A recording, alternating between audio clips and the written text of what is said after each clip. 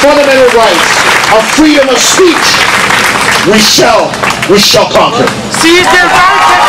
Not alone in your struggle. Yeah, in your struggle have not gone unheard. I'm here on behalf of Jack Layton and the New Democratic Party of Canada. We are here to say yes to democracy, yes to freedom, and yes to equality in Iran. Today, on July 25th, from Manila, Lahore, Amsterdam, Cairo, Caracas, Los Angeles, Paris, Melbourne, New Delhi, and in Toronto, together we say, the spirit of change in Iran has risen and will not be stopped. The spirit of democracy has risen and it will not be lost. And the spirit of equality has risen and it will not be quenched. We are united, standing together. We're united for Iran. With Reporters Without Borders, with Amnesty International, with people from 105 countries. Today, we say to the government of Iran, listen to your people, restore civil liberties, free political prisoners, stop the torture, allow for fair election, not selection.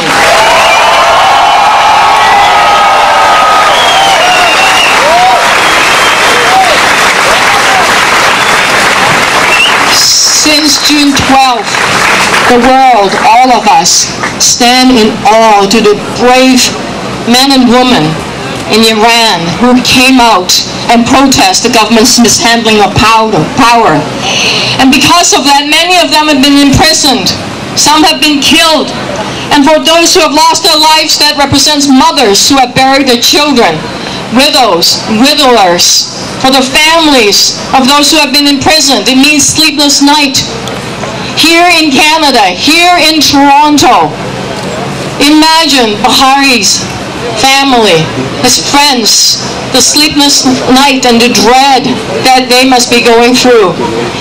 But we know that their fight for basic principles that hold our society together, freedom, justice, democracy, and human dignity, that is something that we all share. In this way, we're connected.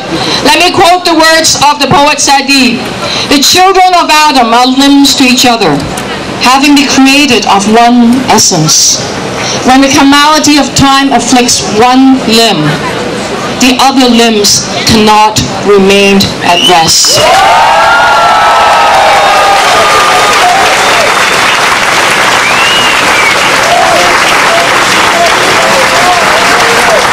No, our limbs cannot rest when repression continues in Iran.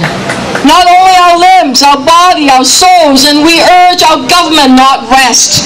We say, on behalf of New Democrats and Jack Layton, we want the federal government to call on the United Nations Secretary General to appoint a delegation to investigate the fates of prisoners and as well as the disappeared person. We want the government to make sure that Canadian reporter Pari, who's now in prison, get freed. We want to send a high-level political emissaries, a member of parliament here in Canada, to Iran.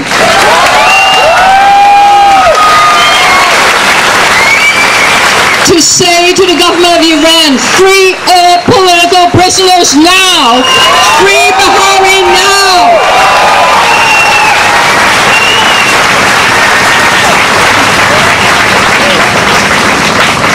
We know that the dark clouds of tyranny hangs heavy over those who have lost loved ones or those who have been imprisoned.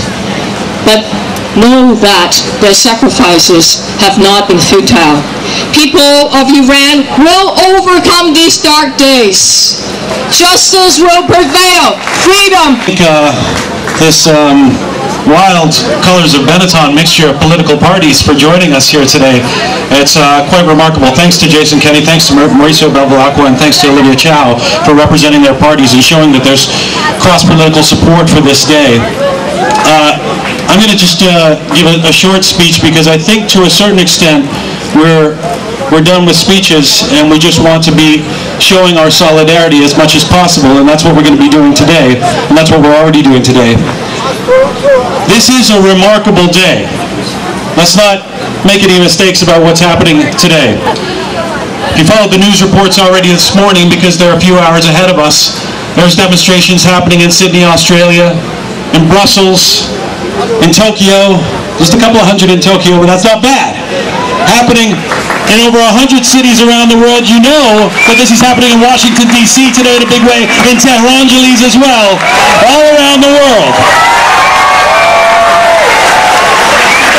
And let's not lose sight of the significance of that, okay? We just zoom out a little bit.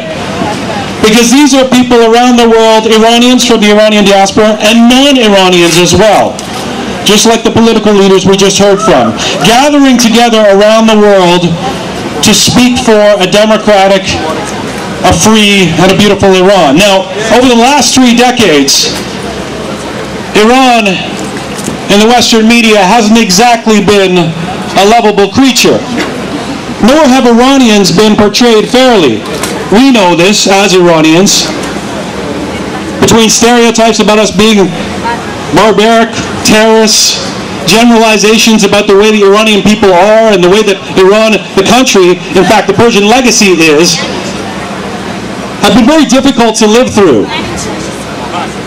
You know, until I was in my late teens, I didn't even tell anybody I was Iranian, because, and both my parents are Iranian, because I grew up, where I was growing up, there were no other Iranians, and I didn't want to be called a terrorist. So people would say, oh, Gian, that sounds kind of French, and I'd say, maybe it is. And then I started to realize that this isn't about what Iran is and what Iran has been and what the Iranian people are and what my family is. It's about ideas that have been imposed on what the Persian legacy is and what Iran has been. And let this be an opportunity around the world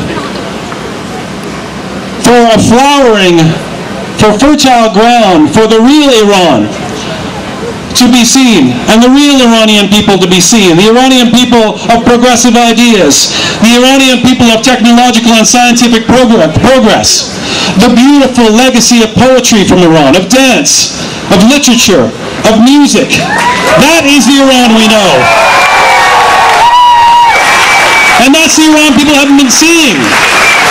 That's the Iran people haven't been seeing for years. Let this be an opportunity for an inspiration and an education about what Iran is. And it's a remarkable day. And it's just a stepping stone. It doesn't begin or end here. This is just one day. But it's remarkable what's happening around the world. And I think some of you probably get misty-eyed at the idea that people around the world are actually speaking up for Iranians. We're not used to this. Now, having said that, there are more pressing issues at hand than teaching people about what Iran is and has been. Iranians, young people, families continue to be imprisoned, continue to be tortured, and indeed continue to be killed for speaking out for representing, and for wanting basic human rights. The right to a free vote, the right to free speech, the right to free assembly. These are not profound expectations. These are basic human rights. And they're being taken away and cracked down by a regime who doesn't seem to care about the citizens anymore. They just care about staying in power. And they've proven that they'll do whatever they can to stay in power. And we're here to say, not on our watch.